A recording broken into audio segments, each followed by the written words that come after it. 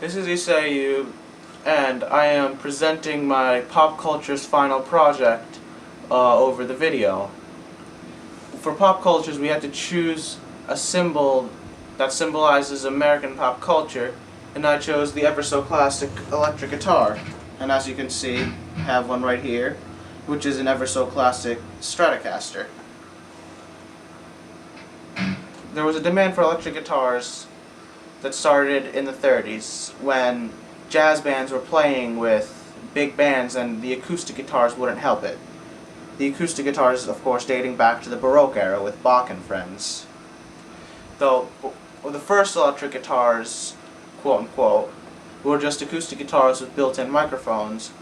And then in 1931, Rickenbacker came out with a guitar called the Frying Pan, because it resembled a frying pan, with a single pickup, with a circle, a neck, strings, and a volume switch.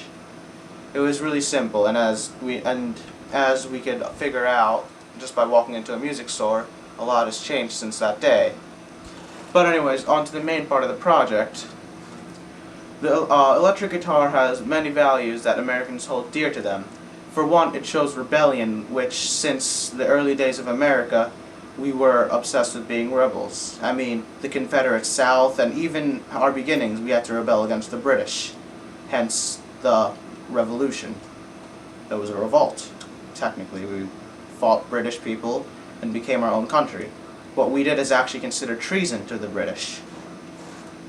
So, after the war, after World War II, there was a lot of conformity, and a lot of, like, the uptight middle class Caucasian family was highly revered. It was I heard a reference to it being like the real American dream or something. Don't quote me on that, by the way. So, with African music, the guitar was incorporated with the blues, which, again, teens found a way to rebel by listening to the blues. And then it became the rhythm and blues. And then Alan Freed, a radio DJ, eventually called it rock and roll, which is African for sex. So, could you imagine the parents in the 50s, you're listening to sex music? Not too happy about that. So, the guitar is like rebellion manifested into a musical instrument, more or less. Okay. Another one of America's values is individualism. We like people to be unique in America. We always loved, like Superman, for example. I mean, he wears blue tights and red underwear over it. How unique is that? I mean, nobody else does that.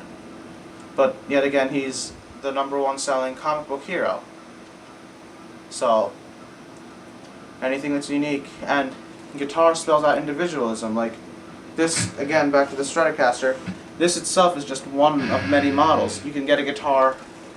Every style of music has its own guitar, its own pickups, its own everything. It's a whole world inside of itself that you pick your own flavor that defines you. You could even put stickers in your guitar, like what a lot of guitarists do, and sometimes you could even custom paint them. So the guitar screams out individualism.